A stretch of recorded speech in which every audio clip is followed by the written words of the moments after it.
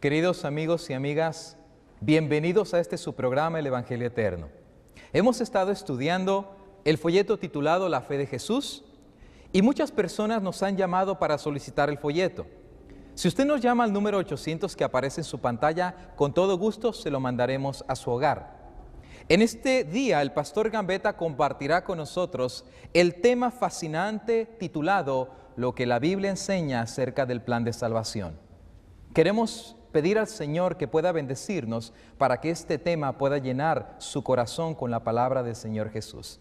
Sin más preámbulo, dejamos estos momentos para la predicación de la palabra del Señor en los labios del pastor Hugo Gambetta. Que el Señor les bendiga. Qué bueno es estar con ustedes nuevamente en su programa El Evangelio Eterno. Hoy tenemos una lección sumamente importante, posiblemente la más importante de toda nuestra serie. Lo que la palabra de Dios enseña acerca de la salvación. ¿Qué debo hacer para ser salvo? Y siendo que este tema es tan importante, vamos a pedirle a nuestro Dios que nos guíe en el estudio de su palabra.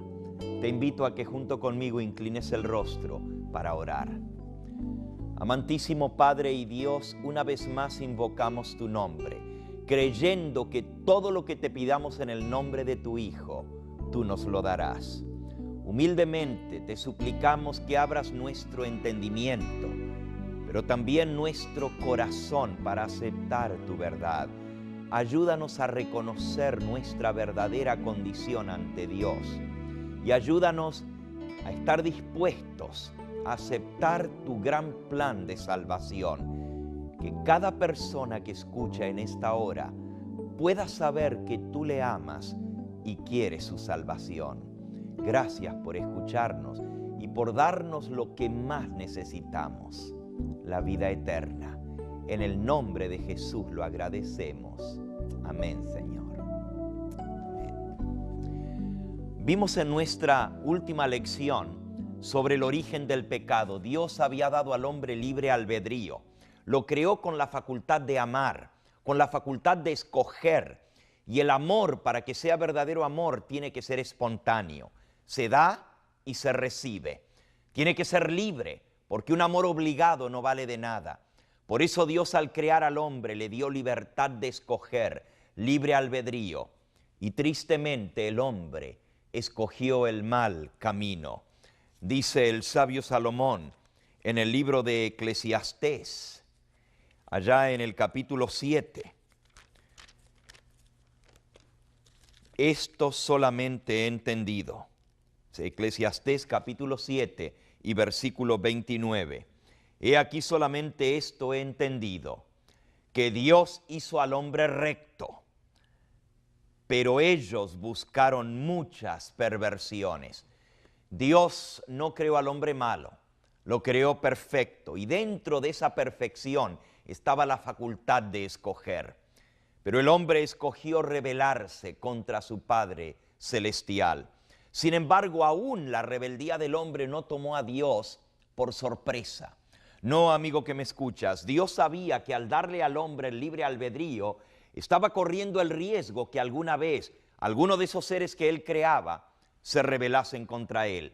Por eso Dios tenía desde antemano provisto un plan de salvación, un plan de emergencia en el caso cuando entrara el pecado. La palabra de Dios nos habla de esto, por ejemplo, en el libro de Efesios, en el capítulo 3, declara el apóstol San Pablo que él fue hecho ministro del Evangelio. Dice el versículo 8, a mí, que soy menos que el más pequeño de todos los santos, me fue dada esta gracia de anunciar entre los gentiles el evangelio de las inescrutables riquezas de Cristo y de aclarar a todos cuál sea la dispensación del misterio escondido desde los siglos en Dios que creó todas las cosas. Había un misterio, había un secreto que estaba escondido desde siglos eternos. Incluso se nos dice que estaba escondido aún desde los días de la eternidad. Segunda de Timoteo, capítulo 1 y versículo 9. Segunda de Timoteo, capítulo 1 y versículo 9, nos declara el mismo apóstol San Pablo: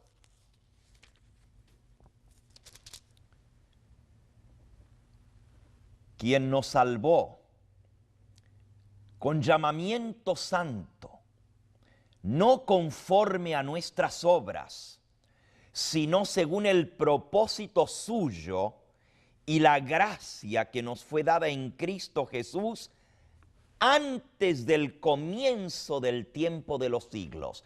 Aún antes de que Dios comenzara a contar el tiempo, aún antes de que Él creara el universo, ya había un propósito eterno de Dios, que Él estaba dispuesto a salvar a aquel que pudiese rebelarse contra Él. Y nuevamente en Romanos, en el capítulo 16, el apóstol aclara ese misterio. Dice así en el versículo 25 y 26: a aquel que puede confirmaros, según mi evangelio y la predicación de Jesucristo, según la revelación del misterio que se ha mantenido oculto desde tiempos eternos, pero que ha sido manifestado ahora, y que por las escrituras de los profetas, según el mandamiento del Dios eterno, se ha dado a conocer a todas las gentes para que obedezcan el evangelio de salvación. Amigo que me escuchas, Dios tenía un plan desde siglos eternos, y ese plan entró en ejecución en el momento en que el pecado entró en el planeta Tierra. Cristo vino a buscar y a salvar lo que se había perdido. El pecado, como vimos en nuestra última lección, trae como consecuencia la muerte. Y la pregunta número 1 de la lección 7 dice: ¿cuál es la consecuencia final del pecado? Y contesta el apóstol San Pablo en Romanos 5, versículo 12. Por tanto, como el pecado entró en el mundo por un hombre, y por el pecado la muerte, así la muerte pasó a todos los hombres, por cuanto todos pecaron. El resultado del pecado es la muerte, la separación eterna de Dios. Y todos nosotros somos pecadores. Nacemos en un mundo de pecado, heredamos la inclinación hacia lo malo, aún de nuestros padres, y también escogemos por nuestra propia voluntad pecar. El apóstol San Pedro, escribiendo en su primera epístola, en el capítulo 1 y en el versículo 18, dice: sabiendo que fuisteis rescatados de vuestra vana manera de vivir, la cual heredasteis de vuestros padres, no con cosas corruptibles como oro o plata, sino con la sangre preciosa de Cristo, como de un cordero sin mancha y sin contaminación, ya destinado desde antes de la fundación del mundo, pero manifestado en estos tiempos presentes por amor de vosotros, mediante el cual creéis en Dios, quien le resucitó de los muertos y le ha dado gloria, para que vuestra fe y esperanza estén firmes en Dios. El hecho de que Cristo se había ofrecido desde aún antes de la creación del universo para salir de garante y poner su vida en rescate, es parte de ese misterio que estaba escondido desde siglos eternos. Hay dos misterios en la Biblia. El primero lo vimos en la lección número 6, el misterio de la iniquidad, del origen del pecado, el origen del mal. El otro misterio se llama el misterio de la piedad, el misterio de la salvación. Y nuevamente el apóstol San Pablo, escribiendo a Timoteo, primera de Timoteo capítulo 3 y versículo 16, dice: e indiscutiblemente grande es el misterio de la piedad. Dios fue manifestado en carne, fue justificado en el Espíritu, fue visto de los ángeles, fue predicado a los gentiles, fue creído en el mundo y fue recibido arriba en gloria. Este misterio de la piedad incluía el que el Dios eterno, el Creador, se hiciera hombre, se encarnara, se humillara haciéndose obediente hasta la muerte y muerte de cruz. Nota que el misterio eterno incluye 7 cosas. Número 1, Dios se hace carne, se hace hombre, toma la naturaleza del hombre, toma la misma naturaleza del hombre que pecó. Nos dice el libro de Hebreos en el capítulo 2 y en el versículo 14. Hebreos 2:14.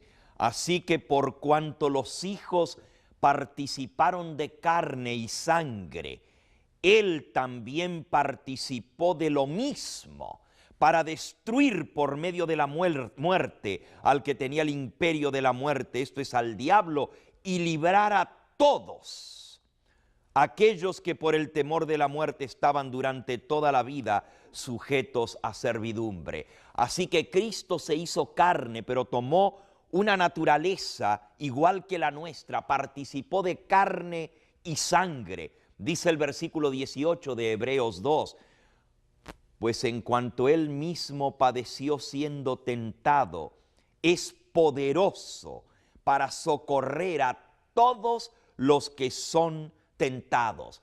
Por eso, dice el versículo 17, debía ser en todo semejante a sus hermanos, para venir a ser misericordioso y fiel sumo sacerdote en lo que a Dios se refiere, para expiar los pecados del pueblo. Tenía que ser uno con nosotros, se hizo hombre, vivió como hombre, fue tentado como el hombre, sufrió las consecuencias del pecado en su carne, pero nunca jamás se dio a la tentación.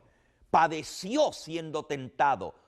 La tentación fue terrible contra él y sin embargo nunca jamás pecó. Y esa es la segunda parte del misterio de la piedad. Primero, que Dios se haya hecho carne. Segundo, que haya vivido igual que el hombre, sujeto a las tentaciones del hombre, pero sin pecado. Dice Hebreos capítulo 4 y versículo 15.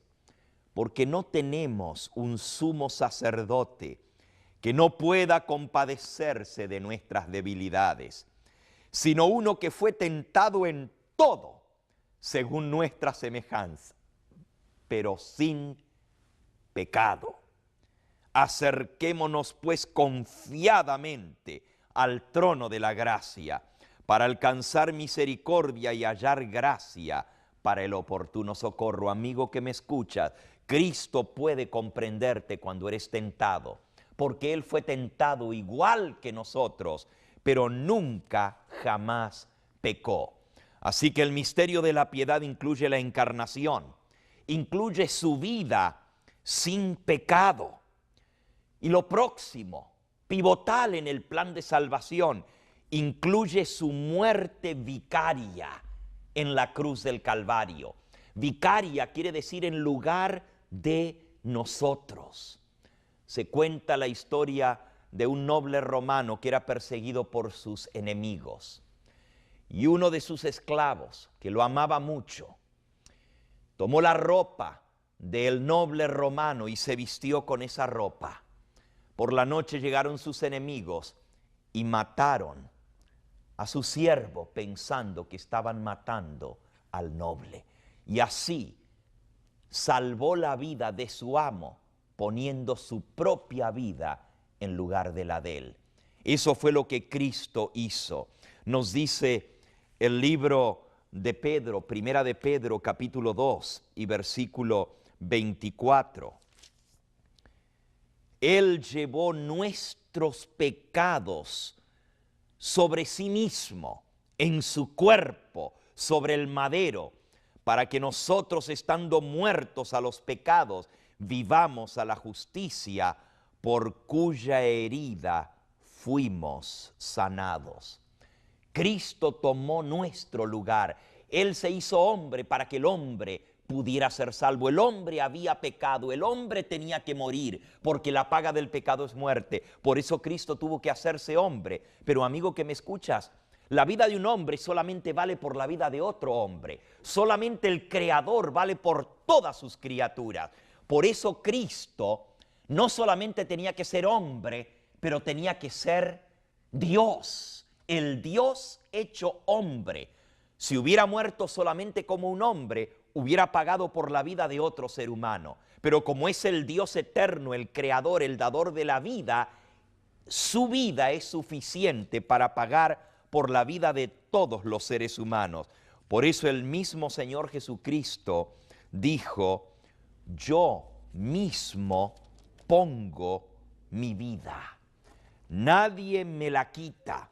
Yo de mí mismo la pongo y tengo poder para ponerla y tengo poder para volverla a tomar. Esto es San Juan, capítulo 5. Él dice: yo pongo mi vida. Él entregó su vida para salvarnos y su muerte fue para pagar por nuestros pecados. Primera de Timoteo, capítulo 1 y versículo 15, declara esta tremenda verdad. Primera de Timoteo, capítulo 1 y versículo 15. Dice así el apóstol, hablando de Jesucristo: palabra fiel y digna de ser recibida por todos, que Cristo Jesús vino al mundo para salvar a los pecadores, de los cuales yo soy el primero. Amigo que me escuchas, tú y yo somos salvados por esa muerte de Cristo. Como Él no pecó, Él no tenía que morir, pero murió para que tú y para que yo no tuviera que morir. Por eso Jesús dio su vida en la cruz del Calvario. Y una de las declaraciones de fe más antiguas se le conoce como la declaración apostólica. Está en Primera de Corintios, capítulo 5. Dice así: porque primeramente os he enseñado, versículo 3, lo que yo también recibí, que Cristo murió por nuestros pecados, conforme a las Escrituras. Versículo 4, que fue sepultado y que resucitó al tercer día, conforme a las Escrituras. Y no solamente eso, ese es la cuarta parte del misterio de la redención. Número 1, se encarnó, Dios se hizo hombre. Número 2, vivió una vida perfecta sin pecado para poder salvar al hombre. Número 3, murió una muerte vicaria, la muerte en la cruz, para pagar por nuestros pecados. Número 4, es su resurrección. Si Cristo no hubiera resucitado de los muertos, tú y yo no tendríamos esperanza. Dice Primera de Corintios, capítulo 15 y versículo 13, porque si no hay resurrección de los muertos, tampoco Cristo resucitó. Y si Cristo no resucitó, vana es entonces vuestra predicación y vana es vuestra fe. Pero ahora Cristo ha resucitado de los muertos. Versículo 20, primicias de los que durmieron es hecho. Y el versículo 21 dice: porque por cuanto la muerte entró por un hombre, también por un hombre la resurrección de los muertos. El hecho de que Cristo haya resucitado es garantía eterna de salvación, porque Él puede salvar a todos los que por Él se acercan a Dios. El quinto paso de la salvación, el quinto misterio de la vida eterna, es que Cristo no solamente murió, pero también resucitó y ascendió al cielo. Lo acabamos de leer en 1 de Timoteo 3:16. Fue muerto, se hizo carne, murió, pero resucitó y ascendió a los cielos y está sentado a la diestra de Dios. Su ascensión es tan importante porque Él, como sumo sacerdote, se presenta ahora ante Dios para expiar nuestros pecados. Nos dice Primera de Timoteo, capítulo 2 y versículo 5.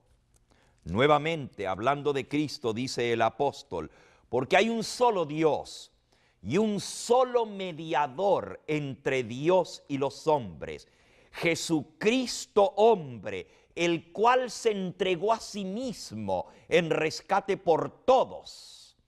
Él se entregó para salvarnos, pero ahora está a la diestra de Dios e intercede por nosotros. Por eso podemos ser salvos por su intercesión. Nos dice el libro de Hebreos en el capítulo 7 y en el versículo 25. Por esto, Él puede también salvar perpetuamente a los que por Él se acercan a Dios, viviendo siempre para interceder por ellos.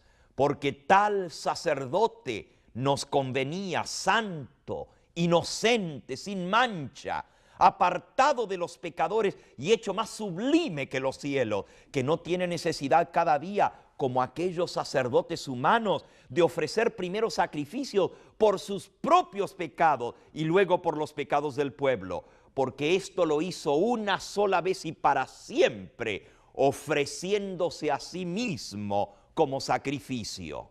Amigo que me escuchas, Cristo murió, entregó su vida para salvarte a ti. Y ahora en el cielo intercede por nosotros. Por eso dice, Él puede salvar perpetuamente a los que por medio de Él se acercan a Dios. Como ya leímos en 1 de Timoteo 2:5, solamente hay un camino a la salvación, un solo mediador. Nadie más puede interceder por ti. No hay otro intercesor, amiga, amigo que me escucha. El sacerdote no te puede salvar. Solo el sacerdote divino que intercede por ti. En nuestra próxima lección vamos a ver sobre la confesión de los pecados.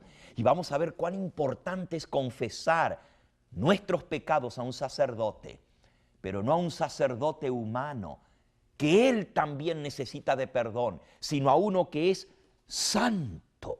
Dice aquí, este sacerdote, Hebreos 7:26, nos convenía, santo, inocente, sin mancha, apartado de los pecadores, que no tiene necesidad de ofrecer un sacrificio por su pecado primero, porque Él fue sin pecado, por eso Él puede salvarte. Y Él presenta ahora su sacrificio ante el Padre, levanta sus manos y dice, Padre mío, mi sangre, perdona al pecador, porque yo morí por Él.